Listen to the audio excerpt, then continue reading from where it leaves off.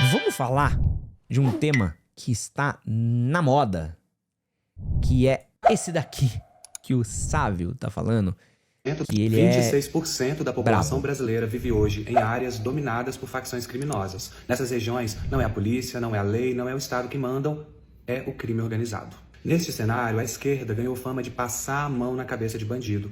Basta reparar, toda vez que acontece algum crime terrível, sempre aparece alguém para dizer que é culpa da pobreza, das desigualdades sociais, das estruturas que fizeram aquela pessoa escolher aquele caminho. Esse discurso soa mal pelo menos por dois motivos. Primeiro, porque ele desonra a imensa maioria de pessoas que enfrentam a mesma pobreza e desigualdade, mas escolhem trabalhar honestamente e acabam sendo vítimas dessa violência. Segundo, porque vítimas de um crime terrível e a opinião pública mobilizada naquele assunto não quer ouvir um discurso que justifica a ação do criminoso, ela quer ouvir um discurso de justiça e punição. De um lado, é óbvio que precisamos enfrentar as raízes estruturais que fazem com que menores sejam mais facilmente cooptados pelo crime organizado. Mas do outro, precisamos ter firmeza com quem já escolheu esse caminho. E não podemos cair na armadilha de clamar por direitos humanos por causa de bandidos que estão em celas superlotadas. Bandido bom é bandido enjaulado. Direitos humanos têm que vir hierarquicamente primeiro para as vítimas da violência e para o povo honesto e trabalhador. Bom, não preciso nem falar pra vocês, né, que a esquerda ela tem um problema muito grande pra falar sobre isso, né, muito grande mesmo. A esquerda vai usar muito a questão agora das prisões do PCC aí na Faria Lima pra dizer que está combatendo esse crime. Mas essa é uma realidade hoje que a gente vive, que é muito absurda do Brasil, que é que o Brasil, ele lidera o ranking latino de população sobre domínio de facções criminosas. Estudo aponta que 26% dos brasileiros vivem em áreas controladas por organizações como o PCC e Comando Vermelho. O índice é o dobro do registrado na Costa Rica, a segunda colocada. E aqui é complicado da gente falar, porque assim, como é que a gente vai falar que existe uma soberania nacional quando em quase... onde a soberania ela só existe em 74% do país, né? Onde só funciona em 74% do país, o Estado, né? O resto, o comando, ele é paralelo. Um estudo recente publicado pela Cambridge University Press apontou que mais de 50 milhões de brasileiros, cerca de 26% da população, vivem em áreas onde as facções criminosas impõem regras e exercem controle social. O levantamento coloca o Brasil como líder isolado na América Latina num fenômeno conhecido como governança criminal. A pesquisa foi conduzida por 4 professores de universidades americanas e usou como base dados do Latino Barômetro de 2020, que analisa 18 países da região. O resultado mostra que no continente, entre 77 e 100 milhões de pessoas vivem sob regras impostas por grupos criminosos, o equivalente a 14% da população. No caso brasileiro, o índice é quase o dobro da Costa Rica, que aparece em segundo lugar, com 13%. Em entrevista à CBN, o repórter do jornal O Globo, Guilherme Queiroz, que encabeça uma reportagem sobre o tema, explicou que o conceito de governança criminal vai além da violência armada. Essas regras podem ser desde conduta, que não são aceitas dentro de uma determinada comunidade, até normas como não falar com a polícia. Em momentos de disputa territorial, as restrições podem se identificar. O levantamento mostra ainda como presença de facções podem impactar índices de criminalidade. Em São Paulo, por exemplo, pesquisadores apontam como redução das mortes violentas nos anos 2000, associadas às hegemonias do primeiro comando da capital. No entanto, em cenários de disputa, como ocorreu em Fortaleza, entre 2014 e 2015, o número de homicídios disparou. A pesquisa também questiona que esses grupos surgem apenas em áreas onde o Estado é ausente. Os dois maiores do país, o PCC de São Paulo e o Comando Vermelho do Rio de Janeiro, nasceram justamente nos estados mais ricos de São Paulo, né? Então justamente na Faria Lima. Para os acadêmicos, fatores como repressão policial intensa e encarceramento em massa podem ter funcionado como catalisadores para a expansão dessas organizações. Outro dado que reforça a dimensão do problema foi levantado pelo Globo em paralelo ao estudo internacional. Atualmente existem ao menos 64 facções atuando em 27 unidades na federação. PCC e Comando Vermelho estão presentes em quase todos os estados, enquanto regiões como o Rio Grande do Sul predominam grupos locais. Queiroz ressalta que, além do domínio territorial, preocupa a aproximação de facções, sobretudo do PCC, das estruturas do Estado. Essa interferência mais forte já é um passo em direção a algo mais próximo do que se poderia classificar como uma máfia. Segundo ele, o Grupo Paulista vem exportando seu modelo organizacional para outros estados, estimulando o surgimento de facções rivais estruturadas de maneira semelhante. O estudo aponta que a chamada faccionalização do Brasil reforça a necessidade de compreender que a governança criminal não apenas como um fenômeno de ausência estatal, mas também como resultado de um processo na qual as próprias respostas do Estado ajudam a consolidar o poder das organizações criminosas. Esse é um tema muito delicado, esse é um tema muito forte pra gente falar, mas assim, não tem como a gente falar que a gente tem uma soberania nacional onde não tem controle do Estado, gente. Ah, o Brasil é soberano e tal. Amigo, não tem. Não tem como. A soberania, ela é pela metade, né? A gente manda aonde deixam mandar. Onde não deixam, não existe soberania, né? Onde a milícia, onde o crime organizado manda, o Estado não chega. Ponto. E justamente onde o Estado não chega, que o crime organizado, ele encontra muitos apoiadores. O crime organizado hoje, ele encontra muito apoio de moradores, muitos bairros, muitas periferias, muitas comunidades, justamente porque ele oferece para aquele cidadão coisas que o Estado não oferece. Ele oferece cultura, ele oferece às vezes melhoria, ele oferece às vezes, estruturas, por exemplo, de gato-net, de eletricidade, de TV a cabo, de aparelho celular. Ele oferece às vezes transporte, gás. Ele oferece uma estrutura que não existiria. Festa, estrutura para as crianças e até mesmo a própria paz, né? Aqui, quando um grupo toma conta de uma região, não tem briga.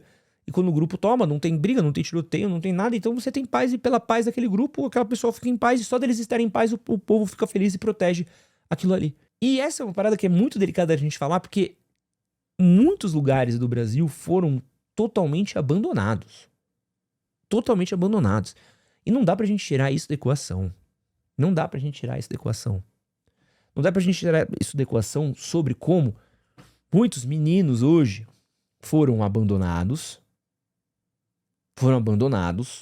foram simplesmente deixados de lado, não encontram na educação formal uma opção de crescimento, não encontram na educação formal uma opção de ascensão.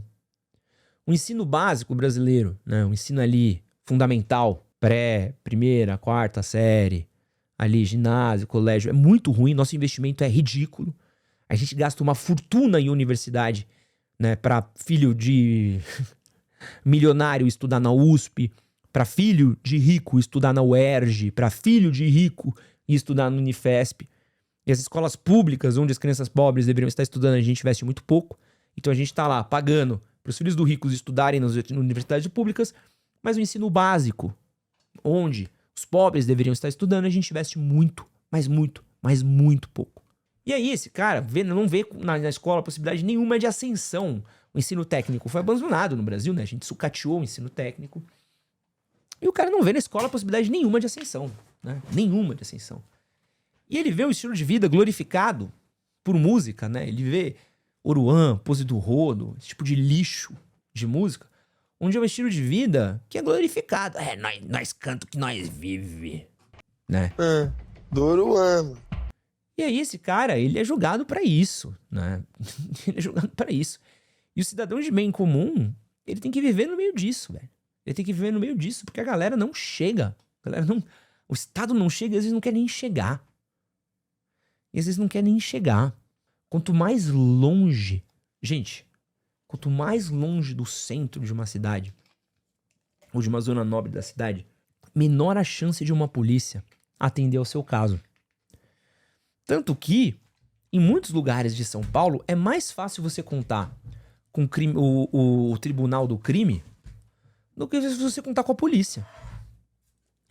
É mais fácil você contar com o tribunal do crime, onde o cara... Ed, não sei se você lembra de mim, sou dono da escola que conversou contigo, das aulas de robótica, o descaso do Estado é gigante. Cara, eu lembro sim. Porra, que legal, mano. Porra, que legal, eu lembro sim. Que foda, Júlio. Você tava lá no dia do lançamento do livro, né? Não, e assim... É mais fácil hoje em alguns lugares... Gente, papo reto. É mais fácil hoje em alguns lugares de São Paulo você contar com o tribunal do crime pra resolver um problema seu do que você contar com a polícia.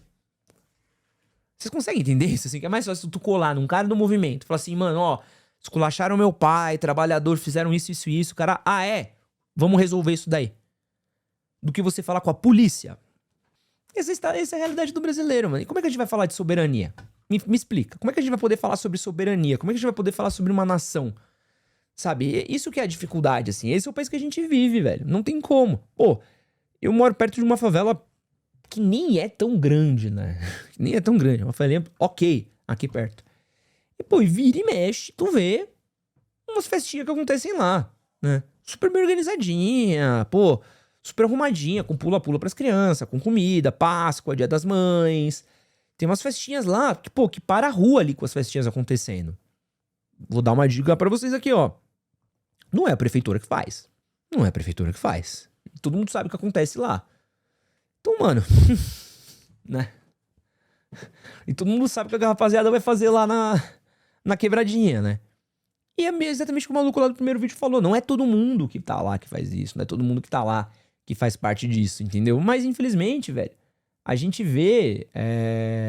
Uma vez roubaram o celular de um amigo meu na quebrada. Chegaram na biqueira, trocaram ideia com os caras, acharam vacilão, resumo, levou uma coça. Pô, exatamente isso, mano.